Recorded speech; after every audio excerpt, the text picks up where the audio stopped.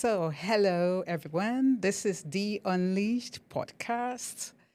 With me here today is a film director, a writer, a producer extraordinaire, member of UK Directors Guild, British Film Institute, and Chartered Management.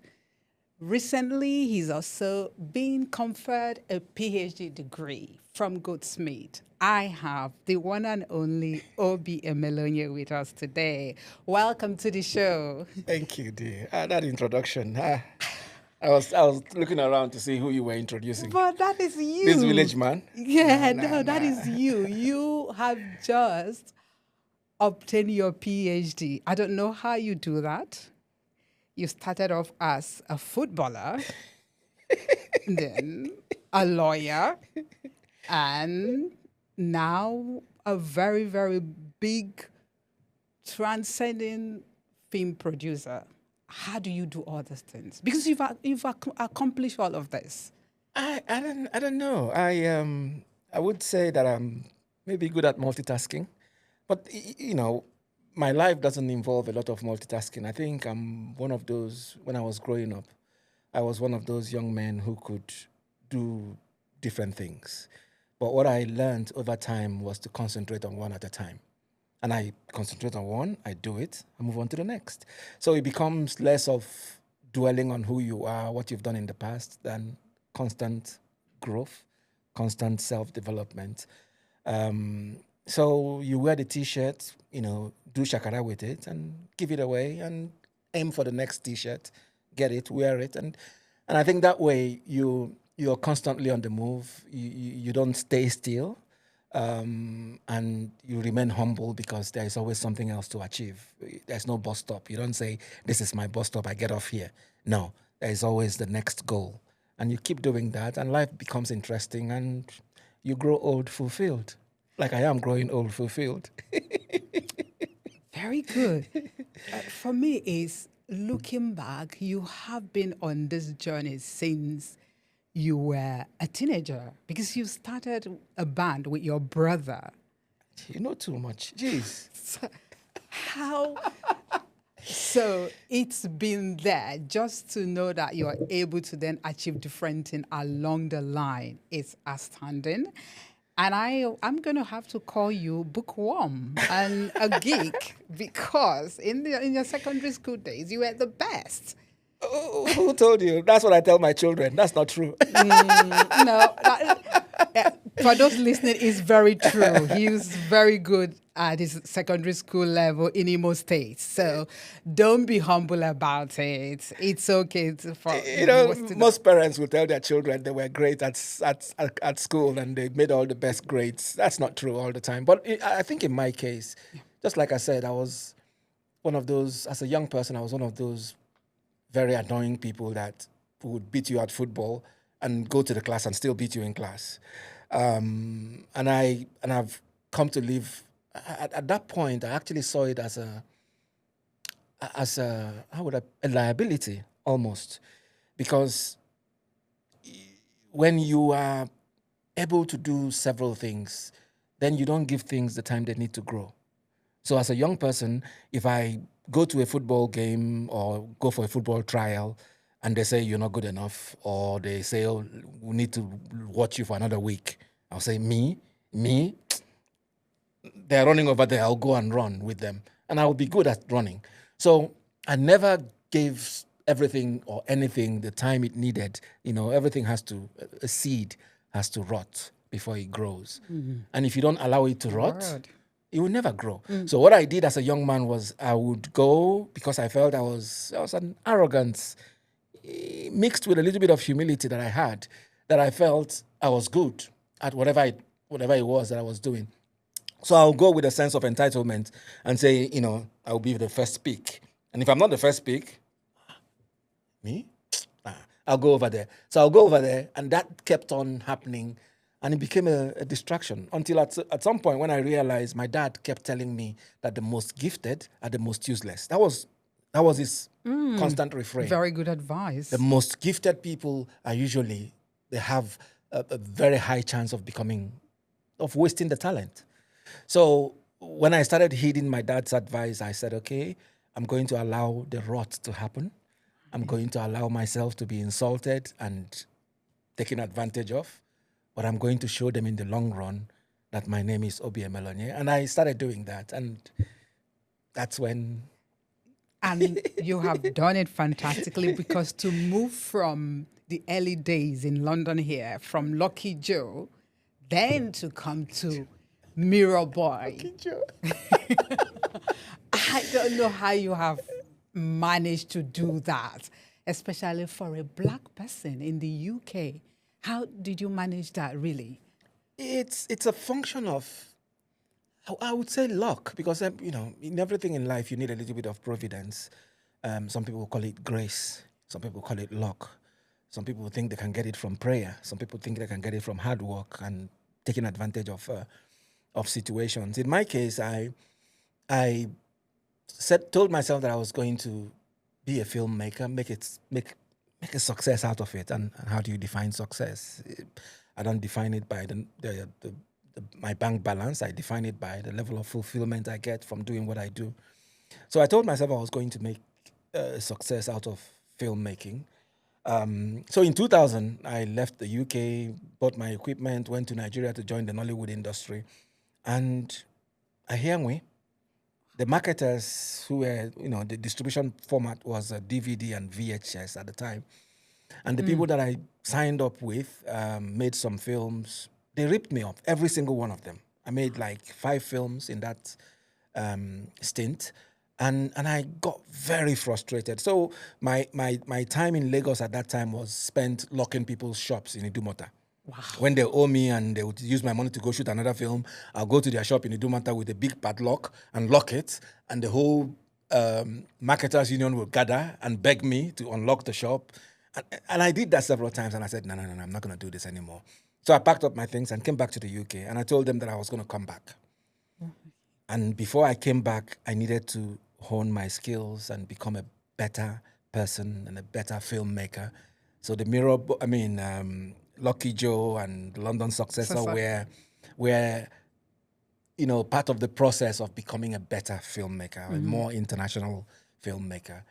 And then my comeback film in Nigeria became The Mirror Boy. It did. 10 years to the day after I left in frustration, I came back with The Mirror Boy, and my story has been different since then. It has been, because they were shown in the cinemas here, and that followed up with Last Flight to Abuja. Well, you are not tied to any genre, because you've done... I'm a storyteller. Yeah, you've done comedy, thriller. Lucky Joe. Yes. So how do you manage that? Because you also do series. I think people putting themselves in straitjackets of genre is limiting. You know, any person who wants to watch a content these days, people have the attention span of a 2-year-old. They want very short stuff, get the punchline quickly, laugh, and scroll to the next. But, you know, people that want to consume content of a certain length, they just want to be told a story. They want to be taken on a journey. They want to be mesmerized. They want to be titillated. They want to be happy. They want to experience somebody's journey. Yeah. And no matter what the genre is, if you can do that well and you have the tools to manage people's emotions and manage the story that you're telling, you can make a success of any story, no matter, even if it's biopic. I've done biopics with Badamasi. You have. I was going to come to that. And it's just about telling a story. I remember my mom, my grandma, bless her soul, had a knack for telling stories that fascinated me as a young person. And there would be very simple stories, but she had a means of manipulating the storytelling in a way that got us engaged. Suspense, music, you want to hear dance. More. And that's essentially what I'm doing with the aid of modern technology, telling a story the same way my grandmother would have told it. And it didn't matter if it was a ghost story or the story of the hare and the tortoise. It didn't matter. It was just the handling, the manipulation of the story technique to be able to keep us engaged as young people. And that's what I'm doing right now. And you're doing well. Come back to Babangida. How did you even manage to convince that elusive man to give you consent? Oh my goodness. And the second part is, do you think you should have waited for his book to come out? Or did he... The benefits of hindsight is always Yes. 2020. So to answer that second question first, it was a humongous opportunity to tell the story of such a very influential, politically important Nigerian. And I do not have one kobo of regret whether it happened before his book or after his book. In fact, it was the impetus for his book, because at the time I made the film, I would say that was nearly 31 years after he left office. He was very afraid to embrace his legacy. He was very afraid of the Nigerian public. He didn't know how they... And he should be. He had every right to be very Yeah, afraid. yes. However, he needed some kind of litmus test of how the people would take him. And I think I provided that litmus test. By, at the time he was president, the Nigerian media was controlled by a group of people. And at that time, the media savviness of our people was such that whatever they read in the papers, they believed it was gospel truth. And because the papers were controlled by a few people, those people could make or break somebody's reputation. And because he didn't have an opportunity to provide a kind of rejoinder, to use a legal term, what they believed or what they put out there for people to read stood. So it was an opportunity for him to tease his own perspective. This is who I am. Did I make mistakes? Yes, I made mistakes. But was it all in the hope of doing good for myself, primarily, which everybody would do, and then for Nigeria on a broader scale? That was unquestionable. And once people understood that this guy left office because people were protesting, he didn't shoot them. He was a soldier. He didn't shoot them. And at that point, he was very tired of politics, military politics, and its dangers, and fly by night antics, and he was really, really tired, and he wanted to leave. So once people started seeing that, they now juxtapose that with the present day politicians and what they're able to do and what they're willing to do to win an election or to stay in power. And this guy had all the power and he never used them in that kind of very draconian way. They started falling in love with him. And that gave him the impetus now for his family to organize colloquiums for his birthday. Yeah. The first time was in 2023, 2 years after the release of the film. And they've continued to do that. And he now had the guts, to come the out, temerity to go and write a book and say, this is my story. And incidentally, most of the narration in the book confirmed what I made in the film. So how did I get about doing a film on IBB? Yes. So after the relative success of The Mirror Boy, Last Flight Abuja, Onyosi, and the films that followed, like Oxford Gardens, the Nollywood film industry, which I attach myself to, even though I live in the UK, was beginning to evolve. A lot of new entrants came in who had money of the type that nobody, could manage before that. I wouldn't mention names, but people came in with on a scale that was overbearing, and it became the industry became very saturated, manageable, kind of. Yes, I think it became an item that was for the highest bidder. Yes, became really commercially top heavy. So I felt I didn't have the money to compete with these people. Talent can only take you so far. And in our industry, because of its systemic vulnerabilities, anybody can come in and buy the industry. Not buy a film, not buy an aspect of, buy the entire industry. And that's what they were trying to do. So I said, okay, I need to find a niche where I can tell a story that would, by its title alone, be the biggest advert for it, and hopefully get the people involved to fund it, so I don't have to go look for money to make the film.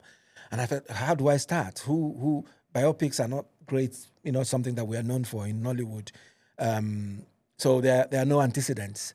But who do I start this journey with that has the character, the tragic flaws, the notoriety, popularity, and relevance, and the money to give me the money to make the film, because that's an important. Did he give you the money? In the end, he did not. But that's a long story. Let me come to that. So I felt I was born into the Nigerian Civil War. Yeah. So I've always had a strong affinity with the Biafran War and what happened to the Igbos. But at that time, I think it's still the case, that there's a little bit of controversy surrounding that whole subject matter, and I didn't want to be tainted by it. So I felt the time wasn't right to make a film about Biafran War and the Juku.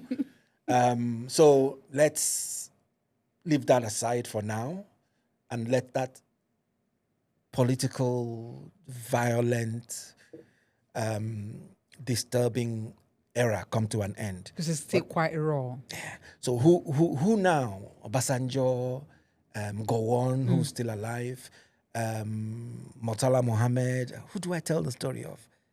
Then IBB came to mind. IBB special to me personally, because in 1990, when I was in final year at University of Nigerian Nsukka, I was nominated by my state for a Nigerian National Award. It's called Nigerian National Youth Award, which IBB gave to me and a bunch of other young people personally in State House Marina. At that time, Lagos was still the capital. So I have photographs from that presentation where he clipped my medal on my chest. So I said, I liked him in terms of how he carried himself, how he treated his wife, the fact that he was Muslim and he had one wife and his children, how he's been very protective. Very nuclear. Yeah. So I liked it. I said also he's the perfect tragic character, somebody that had power, misused power, that had a tragic flaw, which was ponderance. Yes, because it cannot be forgiven for destroying Nigeria. But go ahead with your story. Yeah. So everybody has a flaw. So he had a tragic flaw that made him a very interesting character that would be the subject of a biopic. But unfortunately, I didn't have access. So I said, where am I going to start? I know he lives in Minna, but how do I break down the whole security network to be face-to-face with him and say, I want to make a film about you? And I didn't want to make it like some cowboy shoestring thing where I call him Babajida and try and make it look like it's not him that I'm talking about. I think if we didn't have the permission to do it, then there's no need to do it at all. Incidentally, a lady who had access to him took me to Minna to go and see him. And we got there, and I was disappointed that the 40-room mansion that has been touted about didn't exist. It was a simple home. It wasn't 40 rooms. My home in the village is by far better than Babangida's house in Minna. Really? So that was the first surprise. That's the power of the story. Somebody else has been telling the story, not him. So it was a simple house. It was designed in the model of Aso Rock. I think that's where the thing came from. But it was a small house. Probably maximum maybe 5 rooms or 6 rooms. And I said, this man. Anyway, they took me in, and as they were ushering me through the door to see him, they said, you have 2 minutes. I said, okay. 2 minutes. I got in, and I said, you look like an Igbo man. I said, yes, I'm an Igbo man. He said, where are you from? I said, I'm from Imo State. What's your name? I told him my name. And I said, I am a filmmaker. He said, okay. You've made a film before? I said, yes. He said, what is your film called? I said, The Mirror Boy, Last Flight to Abuja. He said, you made The Mirror Boy. And he knew about it? I said, yes. He said, I watched it 3 times. Wow. I said, nah, No, Oga, I'm not being disrespectful, but it's a lie. You told him. Me, I sabi joke. I said, yeah, I'm not being disrespectful, but Oga, a lie. You have not watched it. He said, I've watched it. Okay, who is in it? Isn't it Osita, small Osita, and Genevieve? I laid down on the floor. This is not joke. I just fell on the floor and said, that makes my case. I'm coming to you to tell the story of your life. You respect your work. To tell the story of your life. And me, this village man, you've watched my film 3 times. You can imagine the amount of people that we can reach. They'll write books about you, launch the books. People will put them on their bookshelves. They would never read them. But because of the entertainment value of film, people would always... It would always be the sugar-coated pill, whereby you are taking the medicine, but you don't know that you're taking it because you're just enjoying it. It's entertainment, but at the same time, you're informing people. And he said a lot of people have come to him to make a film about his life, and he's just not ready. I said, but I've met you before. He said, where? I said, in State House Marina. He said, what was the occasion? I said, Nigerian National Youth Award. And he said, Nigerian National Youth Award. I came prepared with my pictures. Go with a picture. And his face just went... lit up. And he started calling people's names in the photograph, because he's very personable. He remembers everything. Called her, that her husband died last year.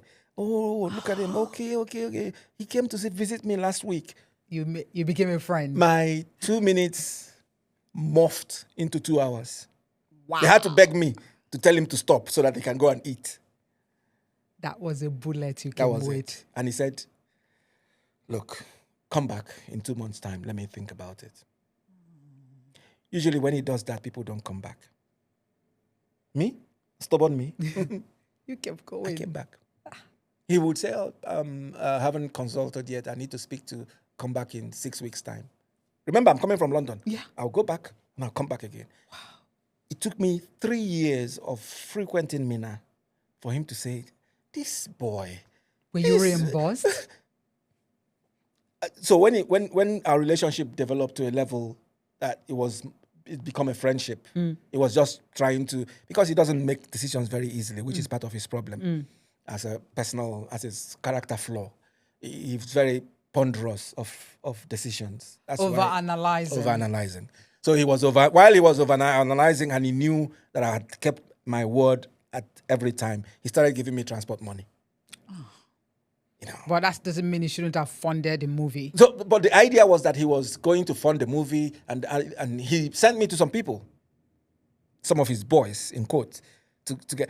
They let him down. I don't know what happened, but I would go. They would see me the first time, be excited about it, and then give me the next appointment and never keep it. And he would say, "Okay, come back to Mina. I'll go back to Mina." And in the end, I told him, "Look, I have your permission to make the film, and that." To me, is worth more than anything. Big enough. So, with your permission, I would go look for money to make this film.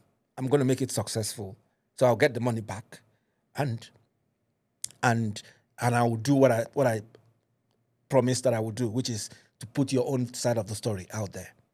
Because I told him, look, it's not about the truth, because the truth is somewhere between what several people say, somewhere in the middle. But this is your perspective. This is the history that you lived through from your own eyes, and you have to own that story, and you can't pretend that it's the truth, because it probably is very far from the truth. Yeah. But this is your perspective, and I said, as long as we have that understanding, then I'll tell the story as your voice. I am not speaking on your behalf, but I give you the platform to inhabit my characters and tell the story as you see it, as you remember it. All right. And he did. So he gave me 3 nights of no holds barred interview with him and his son. Whatever he remembers or he forgets, his son will remind him, Mohammed. And that was how we got the materials to make the film. So we wrote the script, and when we struggled to find this, to get his people, he said he didn't have money. He said he was a retired general. Do you believe that? Wow. And he was sending me to people to give them. So when that didn't happen, I said, look, I don't want this to run forever. Let me go find the money. and I'll make the film. It is going to be a successful film because everybody is waiting for your story. And because of where I am in the industry and the kind of influence I can bring to bear, we can make this work commercially. So he said, okay, go find the money. I went, found the money, made the film. My first shock was when we were planning to do a premiere, and the distributor, Film One at the time, went to censor the film so that we can show it in the cinemas. Yeah. The censors board, for no reason whatsoever, stopped. Oh, did you recoup your money? Did not give us a certificate.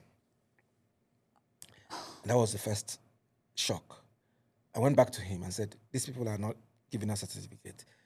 But Netflix was beginning to consolidate in the space at the time, and I had some films on Netflix.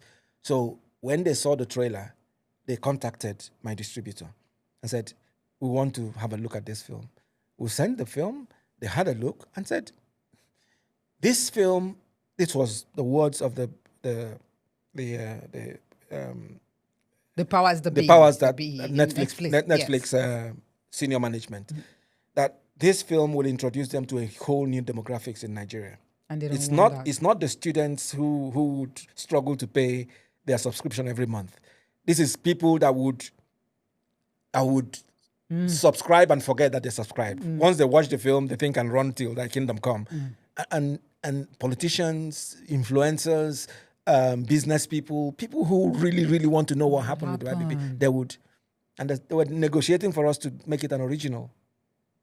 And then one morning they came back and said, we need to get a letter from Buhari's government. Oh, what a blow. We were stumped. It looked like I'd made a very bad gamble, commercial gamble, because if it was his money, then I wouldn't worry. But because I had gone to raise money commercially, I was owing people money. Of course. So Amazon now came on board, and they were hungry for good content, and they were willing to take the risk. I said, where? With Buhari's government, because there was no way to tell IBB story without mentioning Buhari. Yeah. So Amazon Prime took the film, and that was how you were able. That was how we were able to recoup some of the money. But so you can now imagine when the book was released, and on the day of the launch, they made 17 billion. Yes. You can imagine what investors I owed money on the film that was like the precursor to this book. They told me, look, go and tell your man, we need our money. We gave him the platform. Give him the oomph. The temerity, the epileptic confidence, as my lecturer would say, to go ahead and do it. And we've been shortchanged. Not by him, but by the system, because the system was fighting against him. He should at least pay us our money. That was the basis upon which I went back to Nigeria to say, and I saw him, I said, look, this is what my people are saying, and they're right. And he agreed with me that they were right. And he said he was going to make it good. He hasn't yet, but keep chasing him. He should make it. Hope abides. But I thought it should still remain on Prime now, because I checked Prime. I didn't see it anymore. So the license is for 3 years, from 2022 to 2025. As soon as his book launched, 3 weeks after the book launched, the license expired. Oh. So people were now going to watch it, and they discovered that it wasn't there anymore. And because, Film One and the people that... Was it not renewable, the license? The company that originally gave it to Amazon Prime are squabbling. So it's very difficult for them to go back, and I didn't have a direct... This was the time to make the money. People would have watched. A lot of people. I was inundated. They would say, I heard it was on Amazon Prime. I've gone there. Yes. It's not there. It's left. Literally, exactly 3 weeks after the release of the book, the license finished. It's a 3-year license.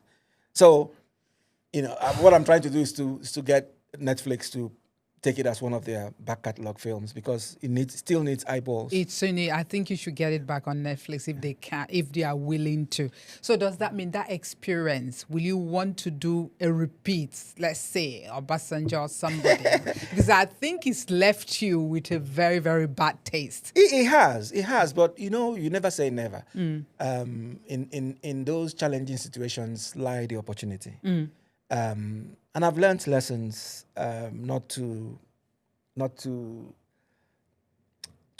begin to understand the level of precarious business dealings when it concerns personalities. So if I'm going to do this again, I actually had a conversation yesterday about doing a biopic. You've acquired transferable experience Absolutely. and skills. If I was going to do it again, then it has to be fully funded. Yes. That way, I'm not taking any risk. I'm not taking a risk with people's money. The person whose story I'm telling is taking the risk. If it works commercially, great. If it doesn't, I don't owe anybody money. Okay. I want to touch on Onyozi. That's the messenger for those who are not Igbo. I thought it was a good movie and it won awards. Great cast. Would you want to do something again in Igbo language? Because the reason why I ask that is Living in Bondage. It's one of the movies that we all remember that really, really kick-started Nollywood. Yeah. Would you want to do something like that? Because I look at the Yoruba movie industry, they are still doing so many movies in Yoruba language. I think we should continue. And I have. Okay. So Onyozi was an experiment in 2013. Yeah. And you still had okay back and say bad mercy too. Yes. You have to have friends. Yeah. I felt I could do no wrong with Mirror Boy, Last Flight Abuja, and all of those. So I felt, this was a good time to introduce a concept that hadn't been commercially viable because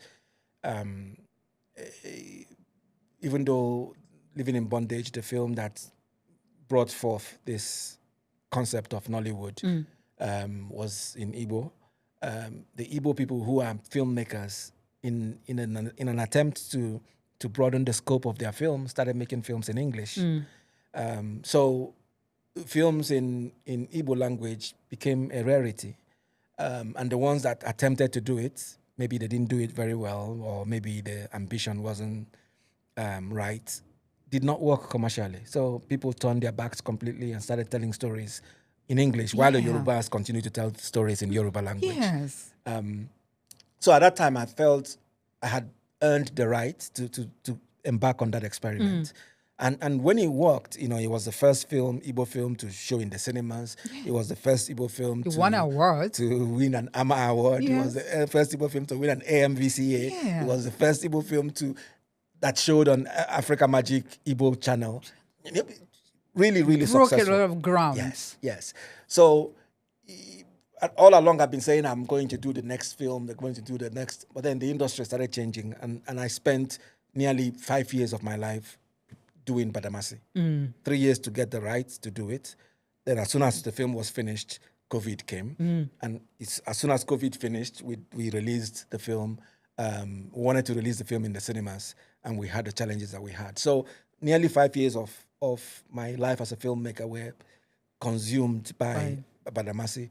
And incidentally, 2 years ago, I worked with a lady that I've worked in the past, who had a story titled Out of Breath. It told the story of the early 20th century when elders in Igbo land were still buried with their slaves. And a man, one of the elders. So that's real. I heard that as a child. One of the elders decided to revolt against that system, putting himself and his own servant at risk of the same thing he's trying to stop. So it's called Out of Breath. So we made that film in 2023. It was the closing film of AFRIF, in Africa International Film Festival last year, which is a huge honor for a language film. because it's usually very big Hollywood films that close Afrif. Afraid. Yeah, so at the moment with the Netflix and Amazon Prime prevaricating on whether to stay or to go, the conversation is still going if they will license it, when they will license When it. they will But that film has been made. It's made to a certain quality. Okay. It won an AMA award last year too. And it has KOK, Kanayo O Kanayo, Chidi Mokeme, Ebele Okaro, great actors. Obi Okoli, Jide Kene Achufusi, and what's her name? What's her name? Anyway, Can you say the name of the movie again so that the Out of audience will Breath. out of breath, so Out of that it Breath. will go and support it when it comes out? when it comes out, Please. it's a for the film to be the closing film of Afrif was a huge, humongous honor last year, November last year. Wow. So we're still waiting for Netflix and the distributor to conclude, but it's coming, and everything is done in Igbo, not one single English I am language. looking forward to that, definitely. And I wrote that myself. I wrote the Igbo myself. Wow. So it's an exercise in Igbo poetry. Okay. The language, the idioms, really deep. And the Deep. subject matter allows you to play with that kind of. Okay. But it's not a dark film, even though the subject matter It's is dark, but that. it's treated in a way that is watchable, and it's really interesting. Thank you Nice for film. doing that. We Out of need Breath. to have that to be, especially for a lot of the children in diaspora. I mean, because they're consuming a lot of content on the internet. I see what YouTube is done now for Nollywood. A lot of people are producing movie. Is that something that interests you? I don't think you would do though, but I must ask. do you- Yeah.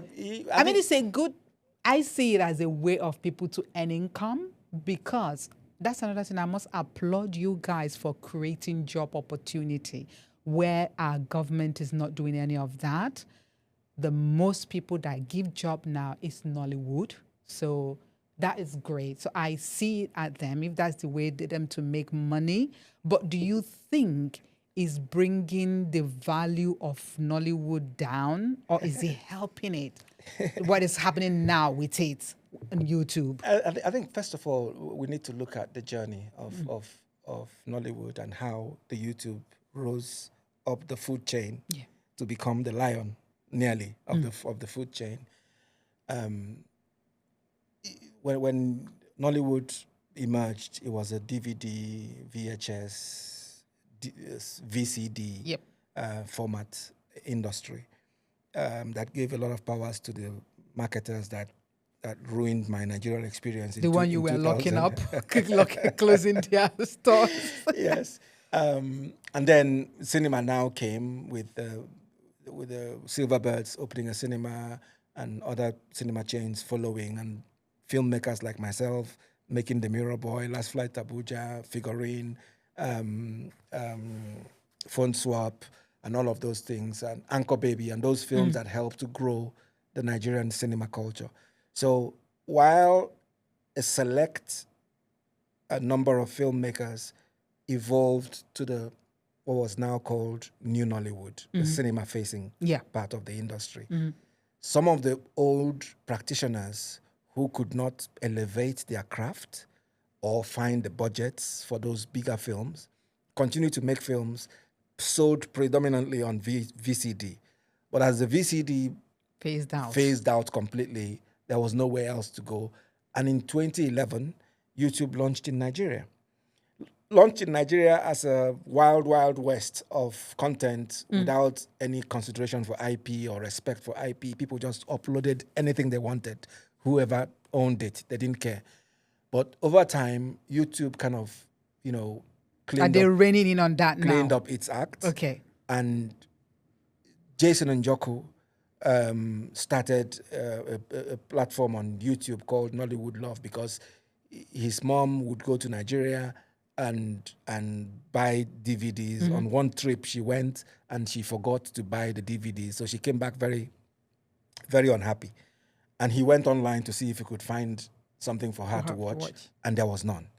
So he felt, with the level of popularity these people have, or the level of demand. So he was the first, Yes. not really Ruth Kadiri. Sorry. Ruth Kadiri is a long. Ruth Kadiri is more of a recent thing. Right. So this is the journey, and it's unfortunately it's part of what I wrote in my PhD. So Jason, he felt that the mom and her like needed access to, without the encumbrance of carrying DVDs, that once you've watched them, they become a liability. So he got his friend, a German guy who was his classmate. He was unemployed at the time in Deptford. Got his friend who was a German guy with family connections with money, and his uncle raised some money for them to go to Nigeria to buy online rights that never existed before. So they came to all the filmmakers then and said, look, we want to buy your film. You can keep anything. We'll just take one copy and do it online. And for that, we'll give you $100 for each film. And remember, some of those filmmakers had maybe hundreds of titles. Yes. And all of a sudden, all of those titles, they were churning out all the time. All of a sudden, like something you had packed away and felt that its shelf life was gone was resurrected. And they embraced it. So with the little money they went to Nigeria with, they bought a lot of online rights. Came back, uploaded it on YouTube, and through YouTube in Germany, monetized it. And they made so much money in such a short time that some investment bankers said, look, you cannot be on YouTube. You have to find your own platform. And that's how Iroko TV was born. Wow. So Iroko TV came out of YouTube. So Nollywood Love came out of YouTube and became Iroko TV.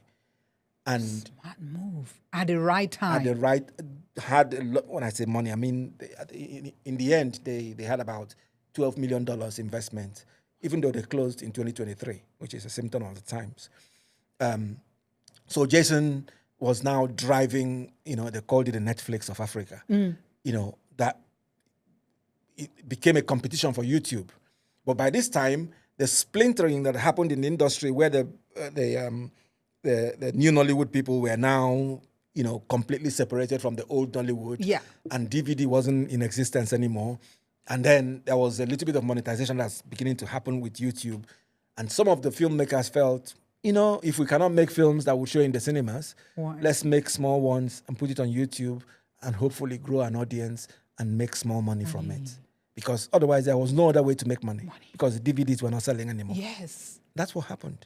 So the people that started early, like Ibaka TV and such like, they weren't making films. They would go take your film, put it on their platform, share the money with you. And that's what they were doing. And then, at that time, television, Africa Magic was commissioning projects. They were buoyant, that sector. Pay TV was really buoyant. So they were commissioning.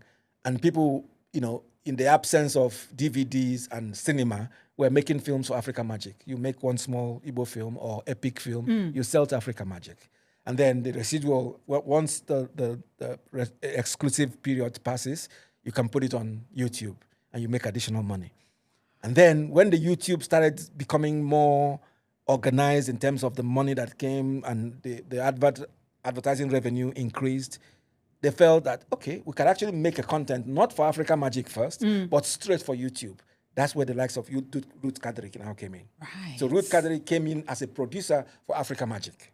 I see. And then when her YouTube channel, where she puts residual content, was beginning to become serious, she considered making projects specifically for the YouTube. Omoni Oboli had problems with Blessing Egbe was the first to go YouTube line and use quality content. I don't even see any of her movies anymore because she's very good. Yes. Lakey Wives. Yeah. Quality content. She started putting quality content to grow an audience on YouTube and was making money. Omoni Oboli decided to follow the same route, Ruth Kadiri and the like. And before you know it, they've become a very, very important. In fact, they make more money than the cinema people right now. For the ones that have grown to that level where they can look at Amoni Boli's film, Love in Every Word. In every word, yes. She probably made more money than all the film producers in the cinema put together from that one film on YouTube. But that's a freak show. That's an exception. It's not the norm. It's not a norm. Usually they would make a little bit of money, enough to make the next film, and the subsistence continues. But there are so many of them now, and everybody, including Kunle Afolayan, the big players, are now thinking, maybe we need a YouTube channel. Maybe we should put out big content. But you now discover that the big content on YouTube, don't really translate to success. Some people will go there and watch it, but they don't have the following. I already knew that it's not something you might not be willing to. No, so in the lockdown, when I started my PhD as part of my keeping myself busy, I started a YouTube channel. It's still there. I haven't monetized it, even though I've reached all the metrics for monetization. But I think our people say that if you carry an elephant on your back and you're still using your toes to catch a locust, then there's something greedy about you. So I think every filmmaker aspires to be where I am. Of course. By God's grace. Mm-hmm. And I think it would be ungrateful of me to go now back and start competing with them. On those grounds. I get that. So I stay in my zone. It's not about making money. It's about the profile that I want to maintain. You are about breaking grounds. Look what you did during the COVID, the movie you produced via Zoom. Only you did I just had fun with that. And look at how successful the accolades. And then you follow with blackmail. And blackmail was in lockdown, I just sat there. And look, the story of blackmail is about sextortion. Mm-hmm. A lot of people have fallen victim of, making friends online. I especially liked it because I speak Russian, so I said. Oh, you speak Russian? Well, yeah, can you? Of course, конечно.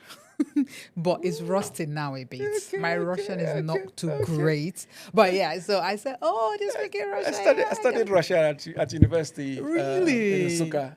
In 1986 to 1987. Yeah.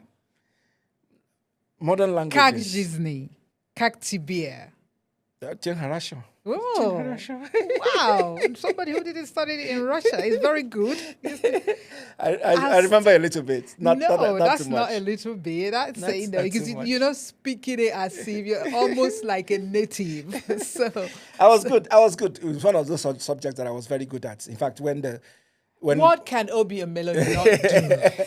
when the Russians were coming to visit the university, yes. And I was one of the people put forward for scholarship to Russia, but perestroika destroyed happened. It didn't happen again. Happened. But let's not digress. Let's not digress. Let's stay with blackmail. Blackmail came in just as the lockdown was beginning to happen. I got an email. I think I had actually had my laptop on my lap, and an email dropped. So I clicked on it, and he said, so that was born out of your own experience? My personal experience, yes. Said, we know your password is, that was the first line, your password is so and so. And it was correct? It was correct. But incidentally, I changed the password. Excuse me. I changed the password like 2 months before. And they said, your password is so and so. We've been watching you. We've broken into your system. We've been watching you for the past 30 days or something stupid like that. And we have records of everything that you've been doing, blah, blah, blah, blah, blah, blah. And, they said you've been watching whatever. And we unless you paid us $2,000, we're going to release it to the world. And I called my wife and I said, look at what I got. And she said, scammers. Well, I didn't really dismiss it as scammers because they got my email password correct, even though it was an old password. So I said, what else do these people know? So I went back to my bank apps and started changing everything. I couldn't sleep that night. I was so disturbed. Mm-hmm. But my problem wasn't that they said I was doing some, X-rated stuff and they had recordings of it, because that was a lie. But it's just the feeling of being somebody violated. Invading your privacy to that extent. Being violated. Yes. I kind of, really, really felt uneasy about it. And I said, but I haven't done anything wrong, and I'm feeling this way. What if I did something wrong? What if I had cockroaches in my cupboard? How would I feel? Yeah. That night, I started writing. So I went online. I said, let me see if there's been a film about this matter. And the closest I came to it was an episode of Black Mirror called Shut Up and Dance. But, as Black Mirror do, they took it from a post-apocalyptic perspective, really dark. I said, no. I'm going to tell this story as an everyday story, today's contemporary everyday story. Which is a fact. Yes. And then I discovered in my research that night that there had been 17 suicides in the UK in the last 3 years linked to sextortion. The data was like scary. And I said, why isn't somebody talking about this? Blackmail was born. Wow. And you did well. So I put a team together. It was in the middle of lockdown, October 2020. So I said, look, we have to shoot this. So we did bubble. We bubbled together. Everybody forgets that word now. Yeah. We bubbled up and got OCU KJ to come from Canada. And we made the film. And it was released in the cinema in 2026 in the UK here. It was supposed to be released in Nigeria, but that didn't happen. Then it went on Amazon Prime. But it's one of those stories that I usually tell very Afrocentric stories, but this was more global facing. Yes. Even though the main characters were Black people, but it was more like a film that anybody resonate with who has an internet, who has a an email address, would relate to, because the level of vulnerability we have as a people now, the biggest impact of destruction is not by a nuclear weapon. It would be by something done online. Online, true. There's a power failure in Portugal and Spain a few days ago. I couldn't believe that. And everything ground to a halt. Yeah, I didn't even. My colleagues said, because I was so busy doing my other work, have you not been reading what is happening? I said, what is happening in Spain? I said, oh, okay. That was a reminder of what can happen. We are a very vulnerable society right now. We are very reliant on, if my credit card doesn't work, I'm in trouble. Yeah. Yeah, if the internet goes down, the traffic lights, air traffic control, everything grinds to a halt. So you done well with that for bringing it into the limelight. Thank you. Well done for that. So there's another thing I noticed in Nigeria, Nollywood. I know you do a lot of diaspora. However, there is this stigma of people who shoots movie in Asaba, or maybe the Yoruba wood. I don't know if I can call it that. And I see that some of them don't want to use some actors. They think, no, you are not for that. There's a class issue in Nollywood, I notice. Nigeria is a very nepotic society. Nepotism is our second name. So it's a Porapo-based, just like everything else. The selection of the Nigerian national team is a political issue. It's not about competence. It's not about quality. It's a political issue. They say, where is the person from the north? Where is the person from the south? Why do you have a goalkeeper who's from the west? That is the constant. I thought we've gone past that in the movie industry, because I thought everyone get into the movie. But as I begin to look at it, I say, no, there is that really divide. People have their favorites, and that favoritism is based on maybe an old relationship or based on somebody that gives you their all. I worked with Enyi Namwigwe on a variety of projects over a space of time, and he was in nearly every project that I made. It wasn't because there was any. So I'll take that again, because of the change of light. So I worked with Enyi Namwigwe on a series of projects leading up to Badamasi, and he was in nearly every film that I made. And it wasn't a case of, he was doing it for free. I was paying him, but I was comfortable with him because he would give me his all. He would suspend anything he's doing once I come calling, and I respect that. Anthony Monjaro, that worked with me on from the UK here, he's in my last film, Safari, which is about to be released. I was just going to ask you about that. He was in Last Flight Abuja. So you have favorites, but I don't have any ethnic or any special consideration. Would you use any in actor casting. from I don't Asaba? care where you come From? You know, most of the people in the industry, I give them a break. I give a lot of people a You break do. because you know, once I've cast the main role, that is the commercial casting of the film, any other person can play any role. Any other person. And even if you don't know how to act, I'll make you a good actor for that particular role. Like I wouldn't make you a good actor overall, but you play that role well enough so that it doesn't stick out like a sore thumb in the film. And I'm able to do that. So I don't really, you know, when it comes to casting, at the beginning of my career, I was doing auditions. Then I tried one, and 500 people showed up in Ibadan. I said, no, I'm not going to do this anymore. Oh, that's a lot. So I would cast the main parts in the film, and then whoever is available plays the rest of the role. Okay, so you don't do auditions. You send your script to who you think So you have in the mind. major cast that you need to make the film work, you know, the Omotolas of this world, the Genevieves of this world, you cast them above board, and then every other role is available. Right. And mostly it's my friends that would come or my crew that would bring people and fill the roles. We fill the and roles. I don't have any interest. I don't do couch casting. So if you can play the role, welcome. Well, and the thing about it is that people that I've worked with don't really appreciate the fact that I don't do that until they've got, because they usually meet me at the early stages of their career and they think it's normal. When they've been to the world, they come back and they see me at events and they would prostrate, they would lie down. This guy, he didn't do. Oh, you're different. No one is telling them to that we've been hearing money for a role or whatever for a role. Money for role, whatever for role. It's real. I know. It's real. It's real. Well, it would be real because look at it happens in Hollywood. It happens in Hollywood. So it happens in Hollywood until the person wakes up 35 years later and feels dirty about themselves and decides to start a YouTube movement. Yeah.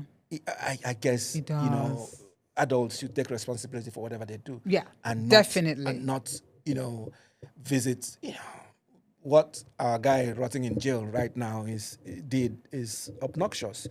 But he was allowed to do it. He wielded power. But that's the thing, is that power that has to be protected. Any person in a position of power shouldn't abuse it. 99% of people in positions of power would always abuse it. Which is what everyone is fighting. Anyway, let's leave. That's a different. But I guess you know, everybody has a price. Yeah. And I think everybody has a price. And I think when your price is low, then you can fall for some of those things. The ones that have complained are not the only ones that worked with those big producers, predatory people. Yeah. They worked with some other people. They didn't have any complaints. It's the level of desperation of the person, just like it is in Nollywood. They throw themselves at you now. You don't have to ask. They'll throw themselves at you. They'll find out where you live. They'll find out where your office is, and they'll show up. Oh, this for real? And show you desperately how much they need the role. And you know, if you fall for it, how do you cope with that? Has that happened to you? Oh, it's a constant. When you have a project and when you don't have a project. Wow. So you can imagine now somebody turns around 15 years from now and they say, you know, I was, you know, harassed. Who's doing the harassment? Oh. You know, and I think the legal system, particularly in the UK. What I know, I want people who are vulnerable to be protected. Protected, full stop. At all times, you know, that's my own stand. Yeah. And just because you're in a position of power, you should respect it. But I know we live in a broken world and things will go wrong. You're defending the legal profession now. Okay. Yes. I'm not defending it. It's just, you know, it's a normal. I mean, I have a niece who's a dancer and she set up a company and very good. Sometimes we worry about that. You know, her being in that arena, in that how space. protected is she going to be? You know, I'm calling my sister. This one is saying, you know, just to be sure she's not taken advantage of and she's not in that position.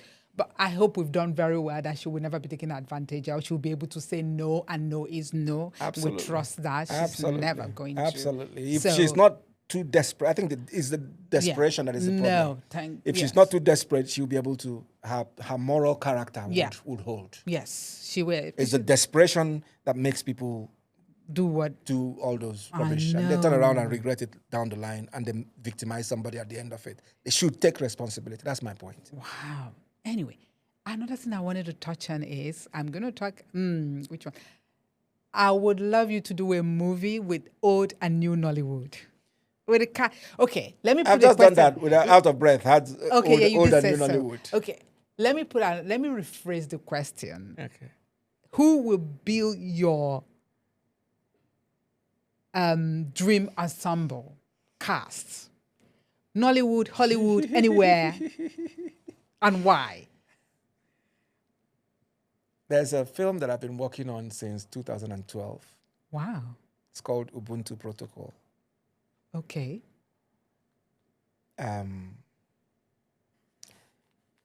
It's I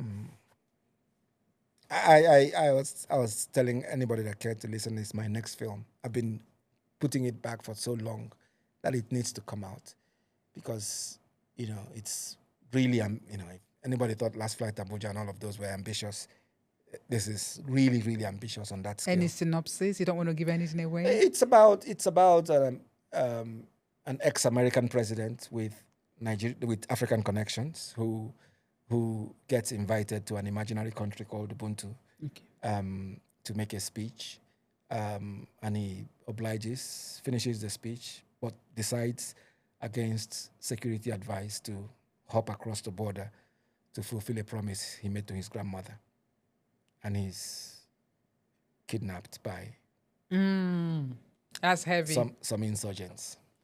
So while the biggest military is preparing on the banks of the Atlantic, he's now thrust in this environment that is very strange, stripped of his airs, stripped of his personality and his security. He has to survive on his own wits. And it gives us an insight into how that character, you can imagine who it is now, how that character deals with that environment. And it has both imaginary, creative, as well as real life resonances about it. Yes. Wow. And so Ubuntu Protocol. So I've always wanted to work with Idris Elba on that film, and he will be good. Great actor. It would happen. Have you approached him? Have you sent him any script before? We have been talking informally, but you don't knock on those doors except you're ready. Okay. Otherwise, they will take you as one of those. But there's been informal. There's been a kind of informal conversation about it, but like I said, if the budget is on the table, I will speak to Idris on that same day. How is I know you've gone past the securing finances for an independent filmmaker. How is that going? How do you? That's the most difficult part of filmmaking, and it gets. Some people will think that some people will think that it would get easier with time and with experience. It actually gets harder because you are no longer judged by the simple metrics of a young filmmaker. They expect too much. They say he to whom much is given, much is expected. They give you little but expect much. Absolutely. And the kind of budgets you would have worked with at the beginning would not make any sense to you right now. So you're talking big money. It becomes slightly more difficult to raise those big funds. We would do what Obama did. Don't worry, we'll raise the funds. Okay. we'll raise those funds. Anyway, before we go, what would you like to be your lasting legacy? What would you like to be remembered for? Haven't done. You're a lecturer now. You lecture, so. I'm trying to pass on my experience. I'm actually starting a film school in Lagos. You beat me to that question. I was going to ask, are you going to start any film school? I start a film school in Lagos before the end of the year. I think you should do one premiere in the Caribbean. They support us a lot. They do. So I've made films in Freetown. I've made films in Banjul. I've made films in Nairobi. I actually think a certain level of Pan-African filmmaking is my niche. Yeah. International but not just focusing on Nigeria and, Yeah, and the we should UK do alone, something. but just Yeah, in the Bahamas. in the Go Bahamas, to Barbados, Jamaica. and I'm just waiting for the right connections to happen. Please. If you Anyway. can make the connection, I'll be happy to pick it. Okay, to take it up. okay. I hear you. We see. So my Legacy, yes. it's simply, and I'm almost at that point as an old man. I don't know what you think- call old where- man. where He's I not think of- 60 yet, people. where I think of legacy. I think I just want to be remembered as a good man, first and foremost, a good father, a good husband. I'll hasten to add, a very good husband, I would say, and there was also somebody who was fearless in terms of what challenges he faced, and who won more fights than he lost. Okay. Thank you. We hope you will remember that. We're looking for your next movie. Safari. Safari. I think you're starting. When is it coming out? With Osasi Good. Very soon. Okay. Very soon. I'm looking out for that. We'll promote it. We'll come and support you. Thank you for coming to the show today. The Unleashed. Thank you. What a hey, happy boy. It's Obi Emelonye. Thank you. Thank you, Dee.